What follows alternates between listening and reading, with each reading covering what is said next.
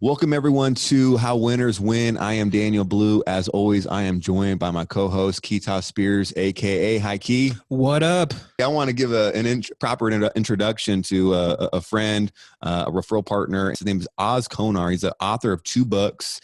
He is a contributor to Huffington Post and entrepreneur publications. His training programs are responsible for creating multiple 6- and 7-figure earners, and he's helped countless people quit their jobs to become profitable entrepreneurs. And he's done this through a program that he's founded called Business Lending Blueprint. Oz Konar, welcome to the show, bro. Great to be here, man. Great to see you guys. Likewise. Well, let's get into it, man. I want to ask you a deep question. You grew up in Turkey, and your dad, it looked like he lost his job as a plumber. And then when you were 7, he moved to America, and that's where he stayed. And there was just a separation. Just talk to us about that. Like, what were you thinking when that was going down? Yeah, so child psychology is interesting. This is something I've thought about for years. But as a kid, if you're one of your parents just leave, you subconsciously blame yourself. And his idea was that it would be back in 2 years, but we were separated for a decade. So you grow up without a father figure. So as you can imagine, when you're 7 years old, your world is just games, maybe school and friends.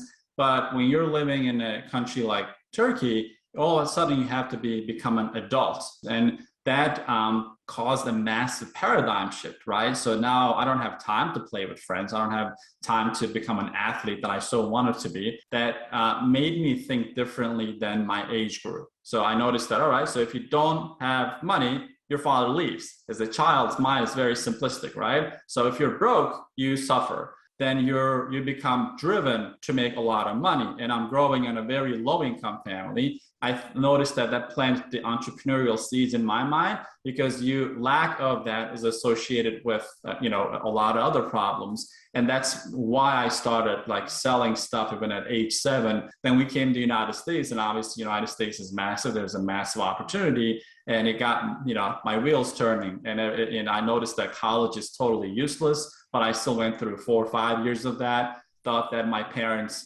paid the price as immigrants coming to the United States, so they deserve that I get a freaking diploma. And I went to flea markets and started selling sunglasses, bags, and women's underwear, anything you can think of just to make some money. But yes, man, that's just a quick summary of what's been going through for the past 20, 30 years. When you go through not having a father figure at a young age, those are formative years for any boy/man. To me, there's really only 2 paths for a young boy who doesn't have a father. You either hustle or you destroy yourself. Correct. And I'm sure that probably growing up in Turkey and where you're from, there was probably a bunch of boys that didn't have a father, and they probably chose that other path. Yeah. Besides you, who chose to hustle. You guys all grew up in the same place, probably some similar circumstances. What separated you, Oz? Kids are brutal to each other, right? So bullying and all that stuff. And once they notice that you're kind of defenseless, they want to attack you. So I was this little kid, and I was dealing with a lot of health problems. So I wasn't in a position to physically defend myself. So I got abused and bullied a lot by them, right? I just can't live like that, right? I was depressed most of my childhood, but it came to a point that I started getting healthy because I wanted to win. Then I became a fighter. I started fighting people, beating people, and I beat this big kid at school, and everyone is just talking about you. That brings you some level of reputation. And that was all just survival instinct, right? So just for me to protect myself and my loved ones, because I had a younger sister, she was totally defenseless too, right? When you put someone in a position of total despair, they don't have any place to go, your back is against the wall, you get creative, which is similar to entrepreneurship. When I became an entrepreneur, I was totally fearless, because I've seen the worst. What is the worst thing that can happen? I've been through it already. That negative circumstances, it breeds a positive outcome. And that gave me the leadership skills without me noticing. Then I liked that feeling. And then I combined that with the entrepreneurial way of running businesses. When did you leave Turkey and come to the United States? When I was 17, right before I turned 18. Okay. What was your English like when you came to the States? Nothing. Zero. Talk to us about that, man. Like, do you remember your first day or your first week or first month? I couldn't imagine just being in a foreign country, not knowing the language. Like, what was going on in your mind? So we ended up in New Jersey. There were a bunch of Turks, and they put you in this public school system. There are ESL classes, but I don't speak a word of English, like nothing at all. And I'm naturally an introverted person. I don't go out there and just start conversations with people. And that doesn't help you when you come to the United States and try to learn English, right? So first 2 years, it was like hell, but I gave myself the reading. So within that 2-year period, I probably read like 200 books. It was a combination of Turkish and English books. And something happened on my senior year, that all that accumulation of knowledge, I started thinking differently, and then I just started speaking in English. So I got a question, man, because like it seems like when looking back on it, you made a lot of the right choices. Reading all those books led to you being able to get better at English, led to you having more confidence in the classroom and being able to make friends. But like you're also a kid who just had 10 years where you didn't have a father figure in your life. Do you feel like you've naturally always had this intuition to do these types of things that was kind of against the grain? Or was there some type of mentorship during this transition period? Not real mentorship through this period, but I was always into history. I always associated myself like a mental practice. What would I do if I had 10,000 soldiers in my command, and how would I make sure that they come back home safe? But I always associated myself with those historical figures. And it even took a deeper turn when it came to the United States, because I had access to a lot of books, a lot of history, like American history, European history, like Ottoman history, and all of that stuff that just propelled that behavior. And I have this principle: when you don't know what to do, give yourself a day, sleep on it, and next day, no matter what, take action.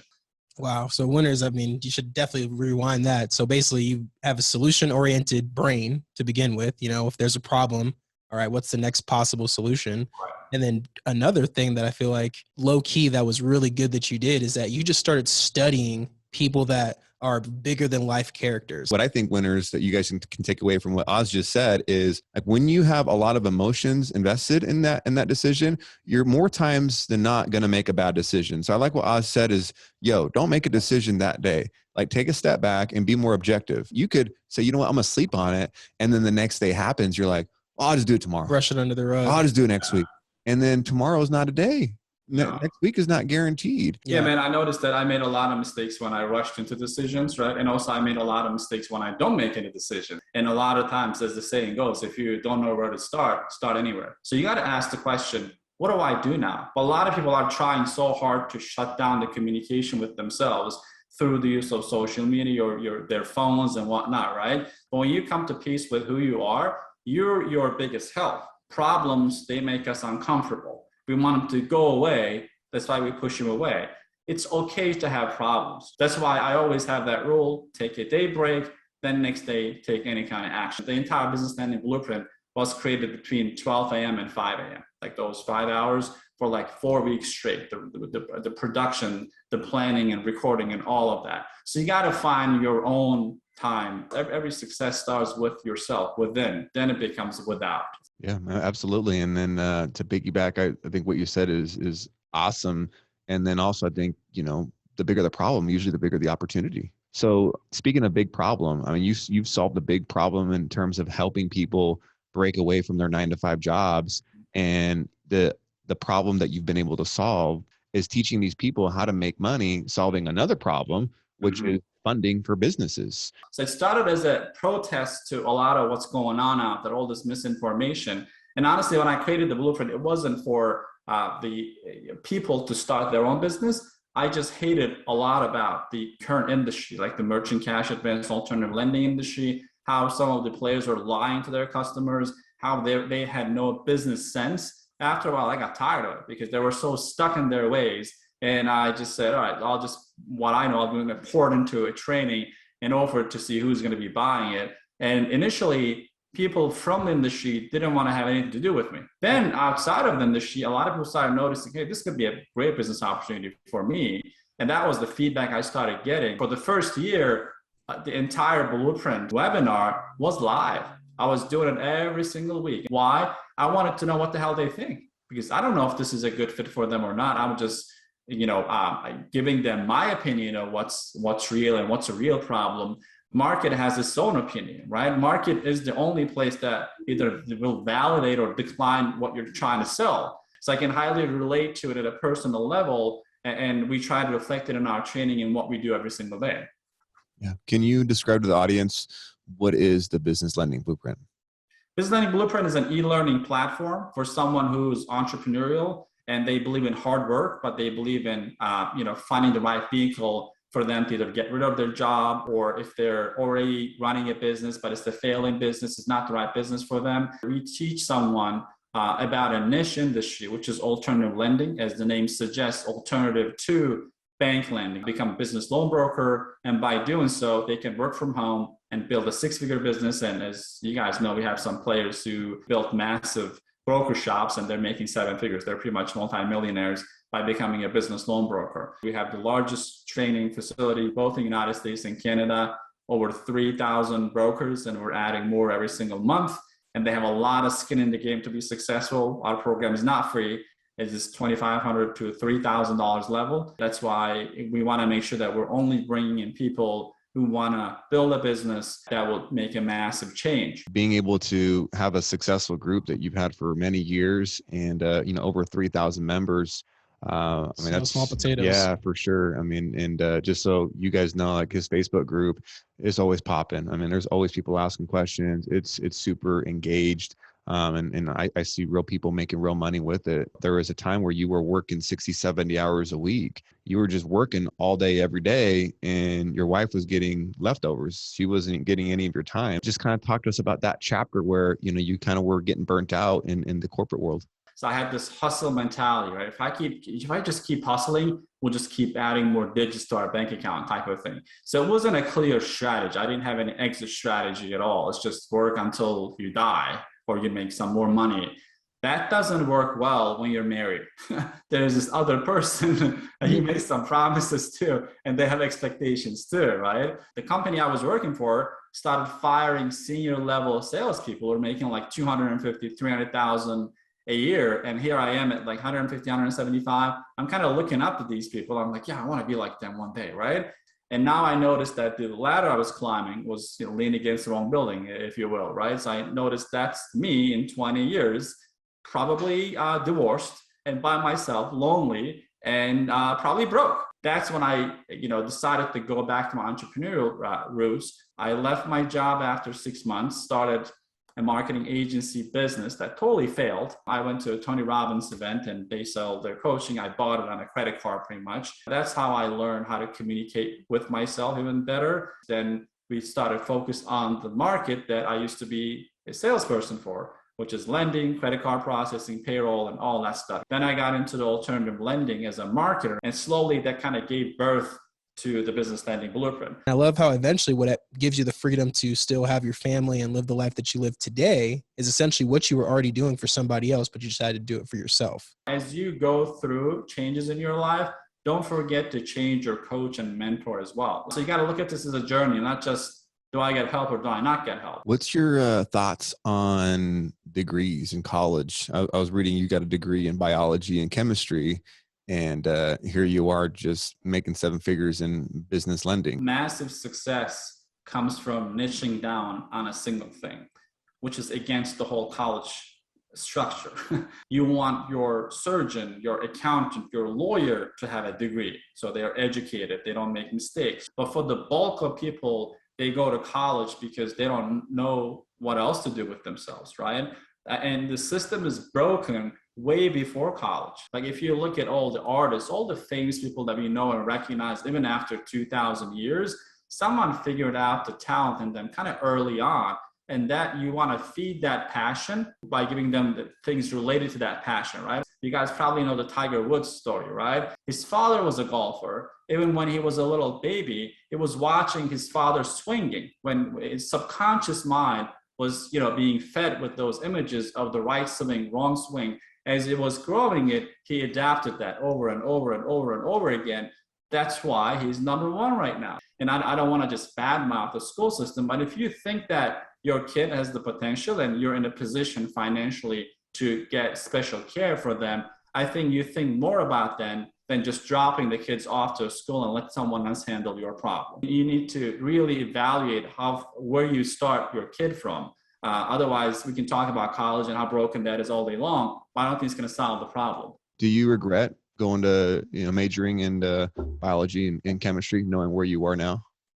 I do, because I could have done way better with my time, because I was already a hardworking person. So I could have spent the same focus on building a business. If you're settled with bare minimum, at least go to college, like do something. Then we need people for the workforce, right? But for the bulk of the people who are driven, they want to do something, it's a dream killer because it has no clear purpose. And they're taking one subject, let's say basic biology, they're taking 4 months to teach it. We're teaching people how to run a business through an online course. You can't teach a basic subject in like 2-3 weeks. Someone needs to go through like 4 months and then second semester on that, third semester on that. That's crazy. That's madness. So going back to business, Oz, what were some of the key things that you did right that helped your business go from 6 figures to 7 figures a year? Listen to right people and stop listening to the wrong people. Because everyone wants to give you an opinion when you're in business, especially when you start making some moves. Everyone wants to talk to you about what's the next thing, the next technology, next tool, next marketing thing, this and that. You can easily get very distracted and you can even lose what you have. So my philosophy on that is always follow someone who's making it happen and get specific advice from it. It's important that you make more strategic moves. So you're still making a lot of moves, but a lot more calculated than before. So when you're in the hustle mode, who cares? If you're cold calling 30 people, cold call 50 people. Just make it happen, right? Make it rain. But if you need to dial 50,000 people, it's important how you do that. So those are the things that matters when you're trying to jump to 8 figures, not just the first thing that comes to mind, because the cost of failure is a lot higher at that level than the cost of failure when you're just brand new. One thing I hear a lot about is people having a problem tuning out other people. Maybe it's a friend, maybe it's a family member, but just tuning out that negativity because they're still at a point where they still care too much about what other people think. What would you say to someone like that feels that way? This is not going to be sweet talk, all right? So it's going to be harsh, but you got to come to terms with being lonely, okay? As you go up, the number of people that you can communicate with will go down. So you got to come to terms with that most people that you're associating yourself with as you grow, you're going to find less and less things that are common with them. So I don't talk to a lot of my old friends. It's not because we're enemies or we hate each other. It's just there's just nothing in common that I can discuss with that when we sit down over beer or coffee or whatever, right? If someone says, oh yeah, I got a friend who tried that didn't work, huh? You guys scam people out, or you guys scammer? Like even if they joke about it, that kind of bothers you, then you come back home, try to focus on what you do, it just comes back. So you can't just hear something and ignore it, you got to stop it. And unfortunately, if you have a bad partner, it makes it a bit more difficult, because if this person is not aligned with your goal, it's going to be very difficult for you because entrepreneurship is difficult already as is. But if your closest ones do not believe in the dream that you're going after, then you got to consider those relationships. But this happened with me with my parents. I gave them the diploma, but they were heartbroken that I didn't go to medical school. They almost didn't even want to mention their friends and other family members that I'm not doing what I'm practicing, selling $10, $15 product. They were almost like embarrassed. But now fast forward, they're like, we knew that you'd make it. We're always proud of you. Like, if you're talking to the winners right now on the podcast, like who's somebody that should freaking jump all over this and be a part of your network so you can help them? What does that person look like? Yeah, definitely anyone who's fed up with what's going on right now and they feel like, this is not going to go well for them in the next 5, 10, 15 years. If you're looking for a massive paradigm shift, then you got to look into business lending blueprint. Whether you do that or not, it's up to you, but at least check that out. What if you can just double your salary in the next 90 days? How about that? Will you ever be able to do that at your job? I doubt it. So anyone with a strong why to make a change, we welcome you regardless of your background, whether you understand finance or you understand alternative lending, doesn't really matter. As long as you're coachable and you have a strong why, you should definitely check it out. Like what's an average income? What can they, possibly make if they, do what they need to do on their end? What do you see? Well, we have people that are making $300,000-$400,000 a month. That's just in their bank account. So it's just $1 million, right? And they're not just doing it by being brokers. Now they're syndicating. They're making money off of their money, right? So I just interviewed one of our members. He was jumping from Airbnb to Airbnb, almost homeless, kind of homeless, then built it and failed miserably.